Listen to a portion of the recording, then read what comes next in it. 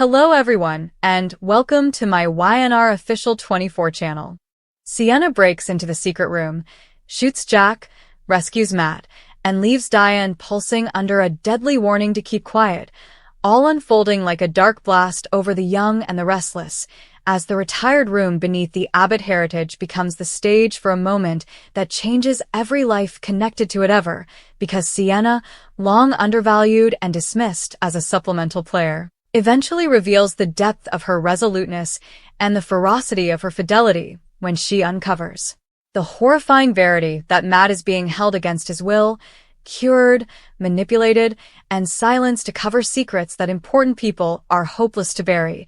And the moment she realizes Jack knows further than he's admitting and worse, is laboriously complicit in keeping Matt locked down, commodity inside her snaps, pushing her beyond fear and into action. So, under the cover of darkness, she infiltrates the Abbott property, bypassing admonitions she learned from weeks of careful observation, her heart pounding as she descends into the secret room she formerly allowed. It was a rumor, and there she finds Matt, beaten up, tired, but alive, his eyes getting big with surprise as Sienna runs to him, calling out his name, promising she is there to get him out. Then Jack appears in the doorway, looking angry and scared at the same time as he realizes his lie is falling apart. He tells Sienna to leave now, saying Matt is not stable, he is dangerous, and needs to be kept away from everyone for everyone's good. But Sienna does not want to listen. Her voice is shaking as she accuses Jack of becoming the bad person he always said he was fighting against. When Jack moves towards her, trying to reach for the phone to call security, Sienna reacts fast, pulling out the gun she said she would never use. Her hands are shaking as she warns him to step. Jack, feeling powerful and sure she will not dare to shoot, keeps moving towards her, telling her she does not understand what is at stake, that if Matt is exposed it will hurt a lot of people, families, and even the Abbotts themselves. In that one moment, everything changes, because Sienna shoots, the sound of the gun echoing through the quiet room. Jack falls to the floor, holding his side, blood spreading across his shirt as shock and pain show on his face. Not because of the pain, but because he realizes Sienna, the woman he did not think much of, has done something she cannot take back. For a moment, everything stops, as Sienna looks at what she has done, horror over her face. She does not let herself fall apart, because Matt needs her. So she runs to him, trying to undo the ropes, saying sorry as she frees him. Jack is in pain, asking her to call for help, threatening her with jail, ruin, and shame. Sienna is determined, telling him he made his choice when he decided Matt's life was not important. Together, Sienna and Matt try to leave, but they are stopped by Diane, who has followed the noise and now stands frozen in the doorway. Her eyes are moving between Jack bleeding on the floor, Matt barely able to stand, and Sienna holding the gun. The truth hits her all at once in one moment, because Diane understands right away that this is not just a crime scene. It's the exposure of secrets she's helped cover, manipulate, and twist for her own survival. And as Diane opens her mouth to scream, to call the police, to seize control of the narrative as she always does, Sienna turns the gun on her, her voice low, steady, and deadly serious as she tells Diane that one word, one tale, one attempt to spin this story, and everything Diane has worked for will burn to the ground, hanging to expose not only Matt's imprisonment, but Diane's part in covering it up. The forged documents, the falsehoods, the backroom deals that kept the verity buried, and Diane, for the first time in a long time, is authentically hysterical, because she sees in Sienna's eyes that this is Antabaranka, that this is a woman who has formerly pulled the detector, formerly tonight, and will do it again if pushed. So Diane nods sluggishly, raising her hands, promising to keep quiet, swearing she'll say Jack was attacked by an unknown meddler, that Matt faded on his own. Anything Sienna wants, and Sienna warns her that if she ever hears Diane's name connected to this again, the coming shot will end miss. Also, she turns down, helping Matt out into the night, leaving behind a bleeding Jack and a shattered Diane, while enchantresses begin to wail in the distance. And as Sienna and Matt escape, the weight of what they've done crashes over them, because freedom comes at a price, and both know their lives will no way be the same, as Jack is rushed into exigency surgery, his condition critical, his family blindsided by the attack, with Kyle reeling in unbelief, Ashley torn between fear for her family and dubitation. That there's further to the story, and Victor Newman watching from the murk with a calculating aspect. Formerly seeing an occasion in the Abbott chaos, while Diane struggles to maintain her countenance, visited by SIENNA'S warning and alarmed that the verity could surface at any moment, forcing her into a silence she's no way known, and as Matt begins to recover, safe but traumatized, he grapples with guilt over Jack's injury, gratefulness toward Sienna, and fear of retribution from important adversaries, while Sienna herself becomes a fugitive in spirit if not yet in name, torn between knowing she did what she had to do and the crushing consummation that she shot a man who formerly claimed to be an idol, and in the fate, Genoa City buzzes with rumors, trueness, and enterprise. As the sanctioned story fails to add up, pressures explode between families, alliances shift overnight, and everyone senses that the firing was an arbitrary act of violence, but the spark of a far larger reckoning, because secrets have a way of clawing their way to the face. And with Jack lying in a sanitarium bed fighting for his life, Diane living under the constant trouble of exposure, and Sienna and Matt clicked by blood, fear, and survival. The question isn't whether the verity will come out, but how important destruction it'll beget when it does, making this one of the most explosive, innocently complex, and emotionally ruinous chapters the young and the restless has ever seen, where icons fall, villains blur, and the line between right and wrong is shattered by a single projectile in a secret room that was no way meant to be set up.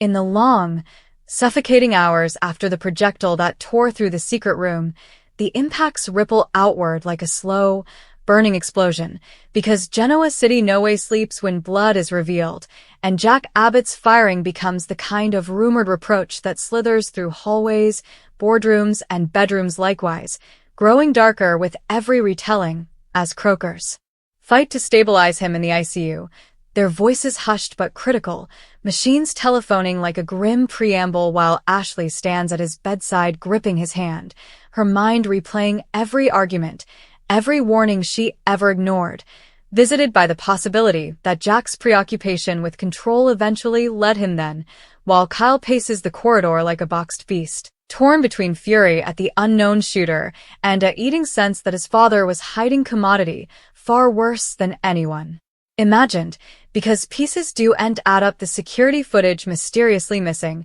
the lack of forced entry, the way Diane avoids his eyes whenever he asks direct questions, yet Diane herself is unraveling behind her precisely maintained countenance, retreating to a quiet corner of the Abbott manse where she can slightly breathe, Sienna's voice echoing in her head like a death judgment, reminding her that silence is no longer a choice but a demand for survival, and every time her phone buzzes, Diane flinches, scarified. It's the police, the press, or worse, someone who knows too important. While across city, Sienna and Matt hide in a rundown safe house arranged through an old contact who owes Sienna a life debt, the walls thin, the air heavy with fear, Matt shaking uncontrollably as the adrenaline fades and the reality of his prison crashes down on him, recollections of the secret room clawing their way back, days without sun, voices arguing outside the door, Jack's face appearing with a nipping blend of pity and resolve, forcing Sienna to hold him as he breaks, apologizing again and again for not getting to him sooner, for letting important men move her. She was imagining the peril, and Matt, despite his trauma, gripping her hand and telling her she saved his life, a verity that both comforts and terrifies her because saving him needed crossing a line she can no way uncross. And as dawn breaks, news cautions begin lighting up phones across Genoa City. Precisely articulated statements from the Abbott family claiming Jack was the victim of a targeted attack by an unknown meddler, police assuring the public there's no immediate trouble, but Victor Newman reading between every line, his sharp mind formerly seeing influence, because chaos in the Abbott camp is always an occasion, and Victor still orders his people to dig, to find out who Sienna really is, where Matt faded to, and why Diane looks like a woman staying for the bottom to collapse beneath her, while Phyllis, ever the bloodhound for reproach, notices Diane's shaken address and starts poking, asking innocent, sounding questions that land like shanks, forcing Diane to lie briskly and deeper than ever ahead, Indeed, as the guilt eats at her. Because she knows Jack's firing isn't the end of his story. It's the morning, and meanwhile Jack drifts in and out of knowledge, feverish and pale, visited by flashes of the secret room and Sienna's gun raised toward him. His pride warring with remorse as he wonders whether he truly believed he was guarding his family or simply guarding his own power, and in a moment of intimidating clarity he whispers Matt's name, transferring Ashley into shock and egging Kyle to demand answers, but Jack slips back under before he can explain, leaving his family with further questions than comfort, while the police disquisition elevation forward, hampered by missing substantiation and antithetical substantiation statements, because someone has tampered with the system, and the longer it takes, the further pressure builds, especially as whispers face that Matt may have been seen leaving city the same night as the firing, turning him from victim into suspect in the court of public opinion, a narrative Sienna watches unfold on a fluttering TV with mounting dread, knowing how snappily the verity can be twisted when important families close species, and she debates turning herself in, telling Matt that perhaps if she confesses, she can control the story, but Matt begs her not to, averring that Jack made his choices, that Diane helped cover it all up, that the system will no way see her as an idol, only as a woman who pulled the detector, and their argument exposes the cracks forming between gratefulness and fear, love and survival, because both understand that staying retired means living like ghosts, but coming forward could destroy them both, and as days pass Jack's condition stabilizes, the pellet hardly missing vital organs, transubstantiating him from a dying man into a wounded one. And with recovery comes resoluteness, because Jack Abbott doesn't forgive fluently, and as soon as he can speak easily, he demands to see Diane alone, his voice low and controlled as he reminds her that their secrets are still intertwined, that if she breaks her silence, she goes down with him. But Diane, shaken and exhausted, surprises him by pushing back, reminding Jack that Sienna has influence too, that Matt is free, alive, and able of telling his story. And for the first time Jack realizes he has lost control of the narrative, that the secret room, meant to bury a problem, has rather created a monster that could consume them all, while outside the sanitarium, protesters begin to gather, fueled by anonymous tips intimating at corruption and unlawful confinement, forcing the Abbotts into extremity mode, attorneys spinning, PR brigades scrabbling, and Victor watching with thinly veiled satisfaction as the conglomerate he's long battled begins to crack. And in the midst of it all, Sienna makes a decision that will alter everything. Formally again, because caching is no longer enough, and silence will only allow Jack and Diane to rewrite history, so she connections an investigative intelligencer known for taking down important families, arranging a meeting in a neutral position, her hands steady despite her racing heart as she lays out the verity, the secret room, Matt's prison, Jack's orders, Diane's conspiracy. And the moment she pulled the detector to save a life, and as the intelligencer listens, stupefied, Sienna knows there's no turning back now, because once this story breaks, Genoa City will no way be the same, and when the composition eventually drops, it hits like an earthquake, exposing the dark underbelly of the Abbott heritage, kindling public outrage, forcing the police to renew the disquisition with renewed urgency, and turning Jack from victim into contended villain overnight. While Diane's precisely curated redemption collapses in real time, Abetta's abandoning her as presto. As they formerly defended her, and Matt, eventually given a voice, waved forward to confirm the story, his evidence raw and heartbreaking, shifting public sympathy and reframing Sienna not as a shooter, but as a hopeless deliverer pushed to the edge. Yet the fallout is brutal, because Jack, furious and lowered, vows vengeance indeed as legal walls near and around him. Diane faces implicit charges that could shoot her fleeing yet again, and Sienna becomes both a symbol of defiance and a target, her life under constant trouble from those who want her silenced permanently, while Matt struggles to rebuild himself in the harsh light of attention, learning that freedom doesn't abolish trauma, it only exposes it, and as Genoa City fractures under the weight of verity, alliances shatter, power shifts, and long-buried sins claw their way into the light. One thing becomes sorrowfully clear: the projectile in that secret room didn't just wound Jack Abbott, it tore open the soul of an entire megacity, icing that nothing and no bone will ever be the same again on the young and the restless. Phyllis is trying to get Kane's dark side to come out. Victor is having a time with Matt, and Sharon is really scared. Sharon Newman is freaking out. Kane Ashby's dark side is a problem, and Victor Newman has to make a decision about Matt Clark. Speaking of Matt, he did something to Nick Newman while Nick was driving him somewhere. Nick ended up in the hospital. His problems are far from over. Matt tricked Nick. This is a big setback for Nick. This really scares Sharon, and it should. Will Nick Newman be okay? The old flames are facing the fact that they're getting older. They might end up together again. Meanwhile, Jack Abbott and Kyle Abbott are trying to get Matt to go back to the Newman ranch. Something crazy happened after the crash. Nick is in trouble, but Matt is perfectly fine. It is really weird. Jack is thinking hard, and he might say that he will only give Matt back if Victor gives him the bad computer program that Victor has. This could be a very big deal. The big question is, will Victor be nice to Jabot or not? The old flames, Matt, and the people at Jabot are all waiting to see what Victor will do to Matt and the people at Jabot. Matt and the people at Newman Ranch are also waiting to see what will happen to Matt and the people at Jabot. The people at Jabot, including Jack Abbott and Kyle Abbott, are all worried about what Victor will do to them. But one thing is for sure. Victor has the computer program, and Jack Abbott wants it, so Victor might have to make a choice about what to do with Matt and the people at Jabot. The people at Jabot, including Jack Abbott, are all waiting to see what Victor will decide to do with Matt and the bad computer program that Victor has. Matt and the people at Newman Ranch are also waiting to see what Victor will do with the computer program. So will Victor be nice to Jabot and give them what they want, or will he be mean to them? That is the question. The people at Jabot are all waiting to see what Victor will do. They are all very worried about what might happen to them. In the end, it is all about Matt and the bad computer program that Victor has and what Victor will decide to do with it.